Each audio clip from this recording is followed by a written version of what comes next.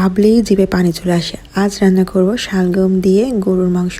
এই শীতের মৌসুমে কিন্তু শালগম খুবই ভালো লাগে। তো আমি এখানে গরুর মাংস আর কলিজা একসাথে করেই রান্না করব। তো এখানে আমি দিয়ে দিলাম পেঁয়াজ আর দিয়ে দিলাম মাংস। আমি এর ভিতরে সব মশলাগুলো দিয়ে দেবো। আর এখানে আমি গোলমরিচ নিয়েছি, আদা রসুন পেঁয়াজ বাটা দিয়ে দিলাম, ধনিয়া গুঁড়া হলুদের গুঁড়া আর অনেক বেশি মরিচের গুঁড়ো, যেহেতু এটা ঝাল ঝাল হবে। আর দিলাম লবণ, এলাচ, দারচিনি, তেজপাতা দিয়ে ব্যাস এটা আমি খুব সুন্দরভাবে এখন মাখায়ে ঢেকে কষাতে দিয়ে দিলাম। এই যে হয়ে গেল, একদম তেল উঠে উঠে পড়লো। এখন আমি দিয়ে দেবো এখানে শালগমগুলো কিন্তু আমি খুবই বড় বড় সাইজ করেছি, যেহেতু গরুর মাংস সিদ্ধ হতে এগুলো বেশ সিদ্ধ হয়ে যাবে। আর আমি দিয়েছিলাম এখানে আলু ছাড়া তো একদমই গরুর মাংস অসম্পূর্ণ লাগে আমার কাছে।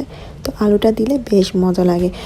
তো এই রান্নাটা কিন্তু বেশ মজা হয়েছিল, শালগম দিয়ে গরুর মাংস। তো অবশ্যই বাসাতে ট্রাই করো, এই সিজনে এই রান্নাটা বেশ মজা।